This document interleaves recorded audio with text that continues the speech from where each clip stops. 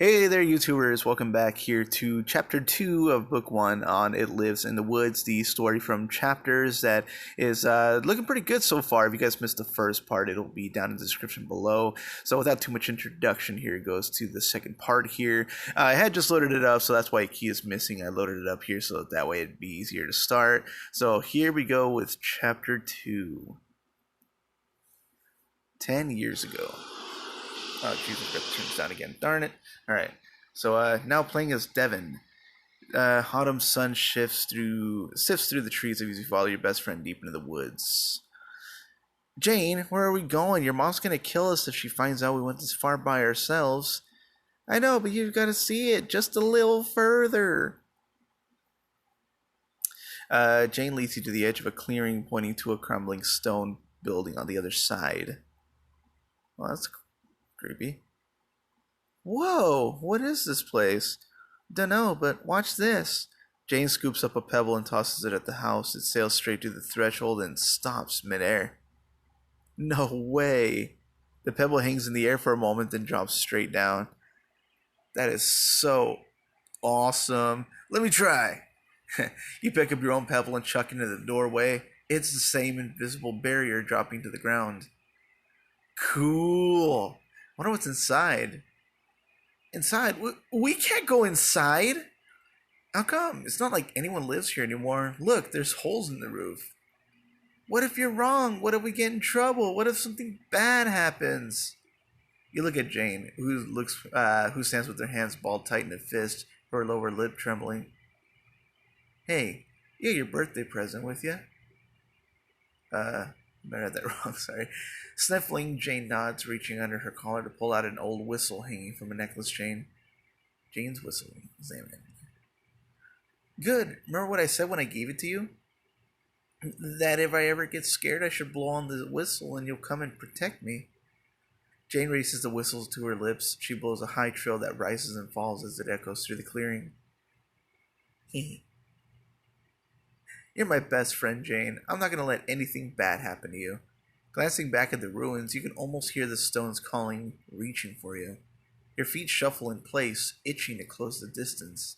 But if you're too scared, we can just go. I'm not scared! Just promise you'll watch out for me. Promise. I'll even go first. Heart thrumming in your chest, you walk straight up to the doorway, reaching out to feel the space inside. Is there something there? Does it hurt? It feels tingly.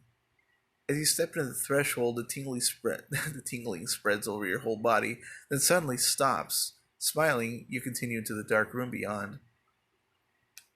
Darkness surrounds you like fog, almost thick enough to touch.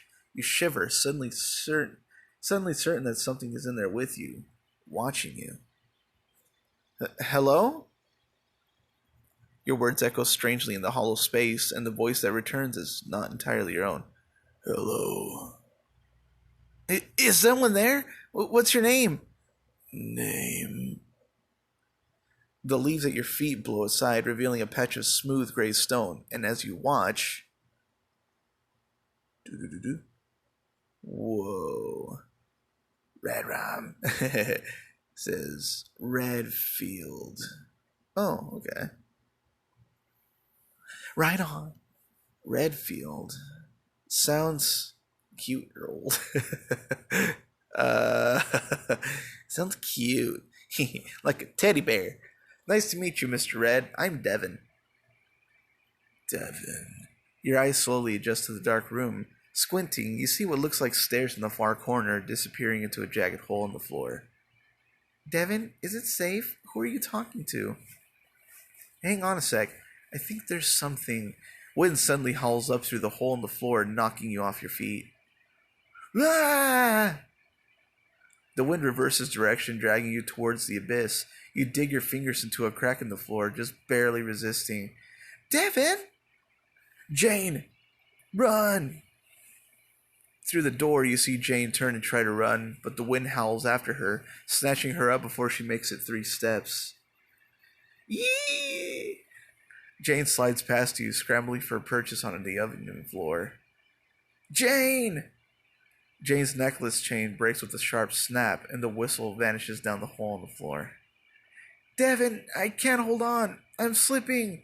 Jane starts to cry, and suddenly your fear ignites into anger. Furious, you scream into the howling darkness. Stop it, Mr. Ed! Stop it right now, or else my friends are gonna come and burn your stupid house down! And just like that, the wind dies and the house falls still. Cautiously, you push yourself up. Jane sobs quietly a few feet away, still clinging tightly to the floor. Jane, come on, let's get out of here. My whistle. It took my whistle. I know, but we gotta go before it changes its mind and takes us, too. Nodding, Jane lets you pull her up, and the two of you sprint out to the front door. At the edge of the clearing, you can't resist looking back one more time.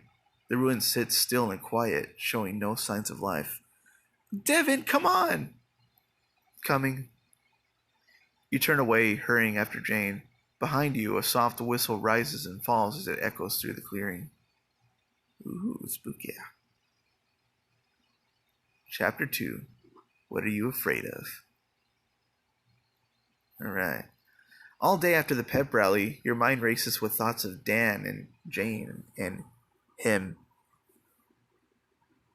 Fred feels really back, and Dan is in danger, and we have to help him. Now, if you all turn to page 102 in your textbooks, as your English teacher turns away to write on the board, you open up a group text on your phone. This is Devin. We need to talk. Hey, Devin. Yo. Sup? What the hell? How'd you get my number? Face space. Wow, creeper much? Devin, what do you want to talk about? The pep rally. And don't pretend you don't know what I mean. When and where do you want to meet? By the fountain. After school. I can't. I've got practice till... Oh, no, that's a nice one. Can't. I've got practice till 6. Same. Meet after? Guys, this is serious. I can't just ditch. We have a game coming up. Fine. We meet at 6. KK. Oh, hey, I think you forgot to add Lucas to this text. Crap, you're right. Hang on, let me... But before you can finish your text, your phone dies. Oh, what the hell? Devin, nice of you to volunteer. Since you're so obviously paying attention, perhaps you'll know the answer to my question. When did the last witch trial take place in the United States? Your classmates start to snicker as Mr. Cooper stares you down. Lucas catches your eyes from a few rows up. Do-do-do-do. He winks at you, then opens his hand under the desk. From your angle, you can make out 4 digits written across his palm. 1878? Mr. Cooper raises an eyebrow. Well, you certainly kept us in suspense, Devin, but you're correct. 1878, think about that, everyone. It's not so very long ago, just 75 years before The Crucible, which we'll be reading this semester. In literature, as in life, the past is always creeping up just behind us. Oh, that's creepy. The bell rings. And so is the end of school. Class dismissed. All around you, students begin to pack up their things. You make your way towards Lucas, but Mr. Cooper beats you there. Mr. Thomas, a word? Yeah, sure.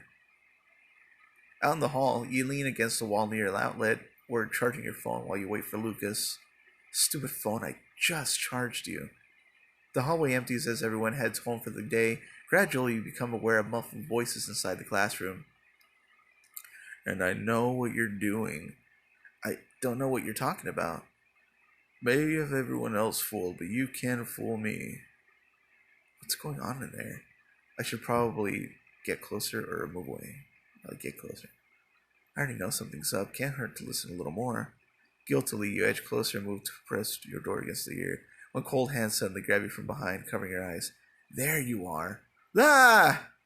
Panic floods your body and you struggle wildly against your captor as you drag down the hall. No! Let me go! Your pain turns into a gasp of pain as you're shoved backwards in the wall. You hear a deafening slam and then muffled laughter. What? Hey! OMG, your face. School's back in session, Devin. Let me out, you freaks. Oh, but we want to make sure you're starting with a bang. Jocelyn kicks the locker door, making you yelp and cover your ears. Get comfy in there, Devin. We'll check on you tomorrow morning. Bye. Jocelyn and Cody's laughter recedes down the hall, leaving you alone in the dark, cramped space. After a few minutes of pushing, punching, and swearing that the locker door still won't budge, you slump against the back wall, defeated. Great.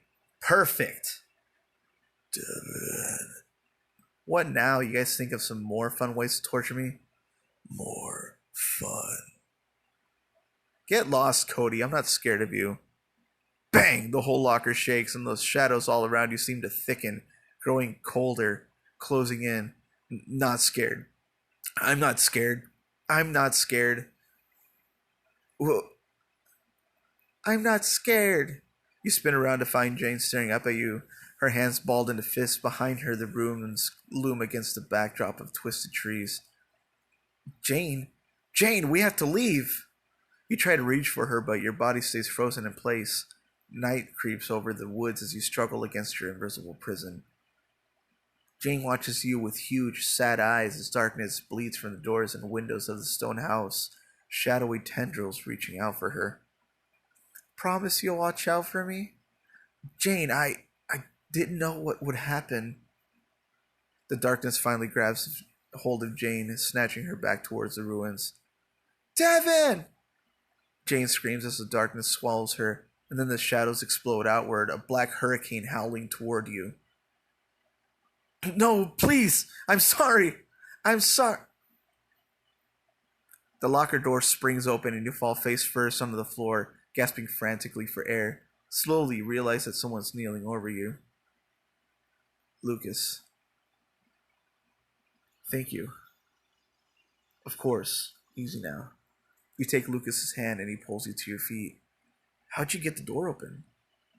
I've been telling the school for years that we need to replace these old lockers. Anyone can open them if they know the trick. Guess it's a good thing they never took my advice, huh? Yeah, lucky me.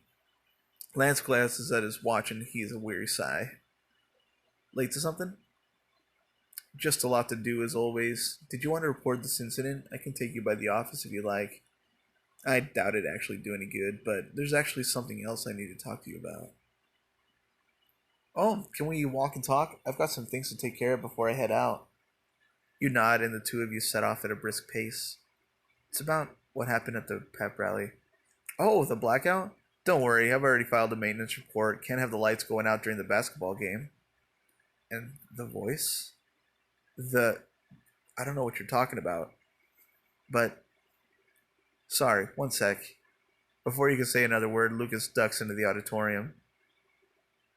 Inside, Lucas waves to a group of band kids on stage. Sounding great, guys. Just make sure you're done in here by 3:45, okay? Drama club needs time to set up. Lucas, listen to me. Dan is in danger, or Mr. Red is back. Lucas, listen to me. Mr. Red is back. Mr. Red? What, from when we were kids? Devin, come on, that was just some make-believe game that you and Jane made up. Are you sure about that? Lucas looks rattled, even more so when the phone in his pocket starts buzzing. I have to answer this, excuse me. He slips around you and out the side door. By the time you catch up, he's already in the middle of a phone call. Yes, Mama, I know college prep is tonight, but we talked about this. Because I have to meet with the homecoming and yearbook committees after school. I can't be in 3 places at once. I know, Mama, I know. Yeah, I love you too. Bye. Geez, you really are busy. You know, if you would slow down for a second, pretty sure the school would literally collapse. Lucas's phone buzzes again. He checks it and sighs. Great. Now the school paper says they need an interview. Tomorrow? Lucas's words come faster and faster, growing louder as he starts to pace back and forth. How am I supposed to get ready for an interview by tomorrow? I can't handle this right now. Whoa, Lucas. It's just one little interview. Stop and breathe for a second. Whoa, Lucas. Stop and breathe for a second. Put your hand on Lucas's shoulder, meeting his eyes. Just focus on me, okay? Deep breathe in. You take a long, slow breath, motioning for Lucas to do the same. Good. Now back out. Nice and slow. You and Lucas take a few more breaths. Finally, he smiles at you. Better? Yeah, a little. Good. Now, about this interview, maybe it'd be less stressful if I helped you prepare. We could grab a coffee down the street and I could throw you some softball questions. I've been meaning to catch up with you anyway. It's a perfect excuse for me to ask all kinds of nosy stuff. That would be great. You'd really do that? Want to help Lucas prepare for his interview? He'll gain a lot of nerve, and you'll get a chance to reconnect. Sure, why not? You can get some of these diamonds on there. But you have to promise me. But you have to promise to hear me out for 5 minutes when we're done. Deal. All right, sweet. Soon you're sipping warm coffee at the cozy cafe down the road. You put on your best ace reporter voice and mimic writing in a notebook. Hi, nice to meet you. I'm Devin with the Westchester Word. Thank you for sitting down with me. And can I say, sir, what an honor it is to interview the class president Thomas. Oh gosh, my pleasure. Big fan of your work, I guess. Oh, thanks. Let's start with an easy question to help with our readers get to know you better.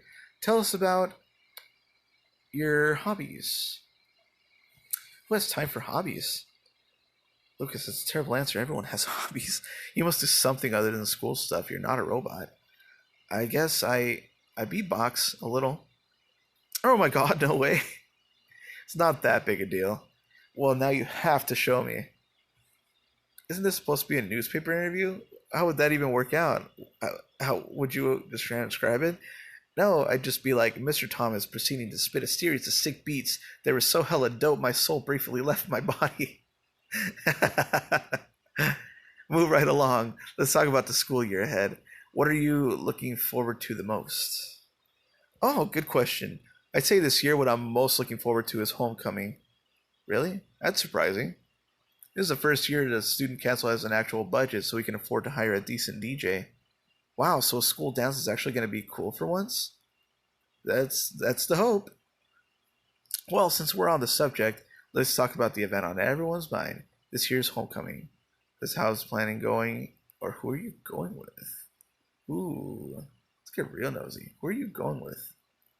Oh, geez, I have no idea. Is that something we're supposed to be thinking about already? I should say, probably. Well, I've got my eye on someone. Probably. Great. I guess I'll add that to the list. You click your imaginary pen and close your imaginary notebook. Well, I think that's just about everything I need for the interview. Look for it on the stands tomorrow. Ha! But seriously, thanks, Devin. That helped a lot. Anytime, Lucas. I'm really glad I could help. Now, there's something else I needed to talk to you about. Oh, you mean that what happened at the pep rally?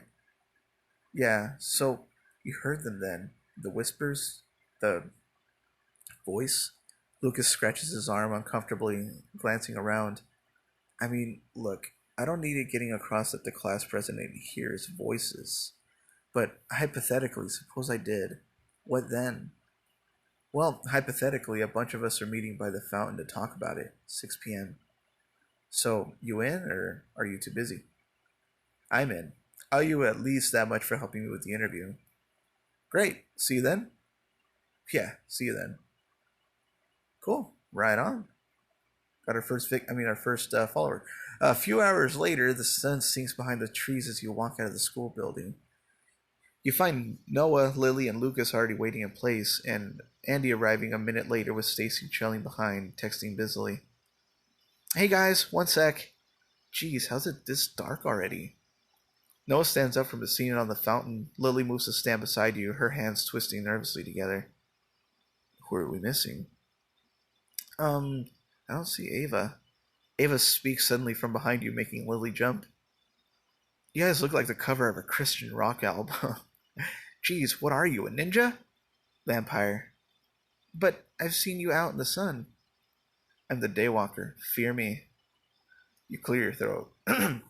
Okay, look, we all know why we're here. The blackout at the pep rally, the wind, the voice. I don't know what you're talking about, Stacy. I saw your friend at the rally, or you came here for a reason. Stacy, I saw your face at the rally. I saw all your faces, and you were all just as freaked out as I was, because you all heard the same thing I did. Everyone plays together. A long, heavy pause fills the air as everyone refuses to look at each other. There's something else.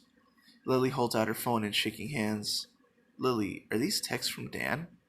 Wait, you got them too?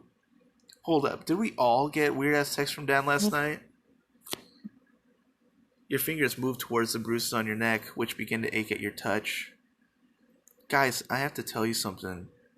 You summon your courage and tells them everything that happened to you last night. The text, the blackout, the creature that wore Dan's face. I know it sounds crazy, but I think it was him. I think Mr. Red is back. We have to call the cops right now. They'll find that sicko that attacked you and Andy. I agree with you, or there's no point. Andy. I'll just put I agree with you. Yeah, I'm gonna tell you right now, my dad would never believe this stuff, and neither would the rest of his cop buddies. You don't know that. Bro, if Mr. Red bit off my dad's arm, he'd swear it was a rabid dog.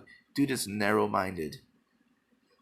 Besides, what are cops gonna do against Redfield? Arrest him? Yeah, alright, I get it. Maybe get the dirt monster to testify? I said I get it. Noah, leave her alone. Him. Huh? Him. You said her. Oh, geez. I'm sorry, Andy. It's fine. Andy shrugs, crossing his arms. He aims a sharp kick at a pebble, sending it flying across the street. Oh, yeah. Speaking of cop stuff, Dan's parents reported him missing this morning. They what? Dan's missing and you're just telling about this now? I figured you would have heard. Not everyone's dad is the sheriff. Oh my goodness. Guys, Dad could be in trouble. We have to go find him. Devin, come on. We need actual help from like adults and professionals. Professional adults. No, it has to be us. And why is that precisely? Because we're his friends, we know who took him, and this is our fault. Because we know who took him. Right, his imaginary friend from when he was like 8 years old. Mr. Red wasn't just Dan's friend. And you know damn well he wasn't imaginary. I know nobody wants to dredge this stuff back up, but it happened. We all remember Mr. Red, and we all saw what he did to Jane. We can't let him do the same thing to Dan. No one did anything to Jane, Devin. It was just a freak accident. That's bull, and you know it. All I know is that we were a bunch of dumb kids who shouldn't have been playing in the woods by ourselves. Look, let's all just calm down for a second and consider the facts. Everything that happened at the rally could be explained by some faulty wiring. As for Dan, what exactly are you proposing we do? Isn't it obvious? We have to stop this. We have to go find Dan and figure out what he did so we can undo it. We have to go into the woods. The wind picks up. Leaves flee across the asphalt as Lily backs away, shaking her head. No. I'm not going back there. Noah moves toward Lily, holding up his hands in a calming gesture. Lily, I know you're scared, but we want this to stop. We have to. Andy blocks Noah's path, placing a gentle but firm hand on his chest. Back off, man. Lily doesn't have to do anything she doesn't want to. Are you serious right now? Somewhere, a heavy door slams open. As your group tenses like animals caught in a predator's stare. 3 cheerleaders round the corner of the gym, chatting happily as they pass. They vanish into the school and you start to breathe again. Noah, maybe you have time to go running across the woods chasing boogeymen, but some of us have real problems. Getting kidnapped by some shadow monster nightmare dude seems like a pretty real problem. Guys, let's just calm down, or guys, let's need everyone help. Guys, we need everyone's help. I'm sorry, I can't get involved with this. Why? Because it might mess up your standing with the popular kids? No, because if Dan's been kidnapped by some crazy guy, a bunch more of us stumbling around the woods doesn't help. And what if it's not some guy? What if there's actually something supernatural going on? Then we should stay far, far away from it. So you're just going to close your eyes and pretend nothing's happening, just like you did when my sister died? No, I've had enough of this. Redfield killed Jane right in front of us and you all shrugged it off like nothing happened. Andy, nobody shrugged off anything. The hell you didn't! Class president, cheerleader, basketball jock, you all seem to be doing just fine. The second Jane was in the ground, you were all happy to move on with your lives, and you're pulling the same stunt with Dan. Oh, now you care about Dan? Where have you been for the past year? Where were you when Dan got totally wasted at winter formal? Where were you when he was having breakdowns after every football game? Where the hell were you, Noah? Where were any of you? I didn't know Dan was having that much trouble. Why didn't he say anything? Because apparently when you're a big, strong football star, you're not allowed to have feelings. But we could have helped. I could have helped. Well, now it's too late. Stacy turns away and storms off without another word. Lily looks down at the ground, holding her textbooks in a shaking, white-knuckled grip. Lily, I'm sorry, but I can't go back there. I just can't. Lily turns, hurrying back towards the school. Noah turns to Lucas with an accusing frown. I guess you're gonna bail too, Captain America? Look, even if I did believe all this, I just don't have the time. Lucas turns and heads back towards the school. Fine, just bury your heads in the sand. This isn't gonna just stop, you know. Noah, leave them alone. Or Noah, we don't need them. Noah, we don't need them. If they won't admit what's happening, then they won't be any help anyway. You turn to Ava, who's cleaning her fingernails. So, what about you? Oh, a creepy deep woods ghost hunt is empathetically my brand. I'm in. Me too. I don't know about this ghost crap, but Dan's a good guy, and he needs us. So when are we going? Friday? What? No, we have to go tonight. Ugh, I can't. My dad's got this really strict rule night on. My dad's got this really strict school night curfew, and wow, does this sound lame out loud? Yeah, I can't go tonight either. The team needs me here early tomorrow for training. Sure they do. How will Team Dude Bro know they're having fun without some minorities around to exclude? Ooh. Andy stiffens, ready to snap at Ava, then wilts, grumbling. I mean, you're not wrong. I have to keep showing up, right? They can't ignore me forever. I admire your optimism. So that's it? You're both sure you can't come? Andy and Ava look at each other doubtfully. The woods are full of danger, but their strength in number bring more friends to decrease your chances of losing nerve or even gaining some. So who's going to save Dan?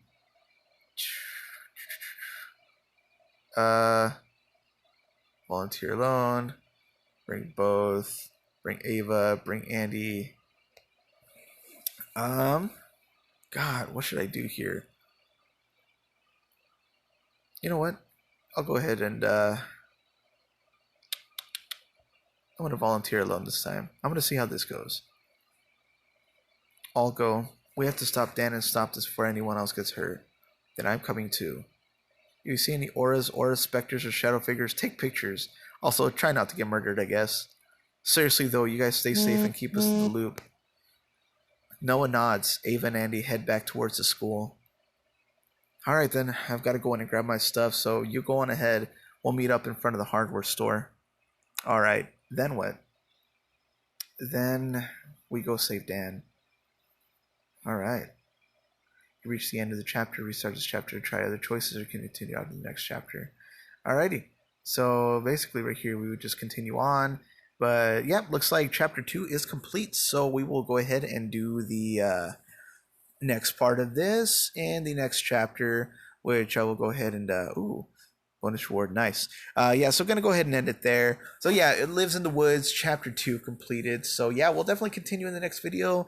It'll be out probably sometime here later on this week. So if you guys are looking forward to that one, go ahead and sub and possibly even like this. That would definitely help out a lot. But yeah, sub to keep up with this so that way you guys don't miss the next chapter in this book. Well, novel. It's not technically a book, it's digital. Anyway, yeah, we'll see you in the next one. Thanks, guys.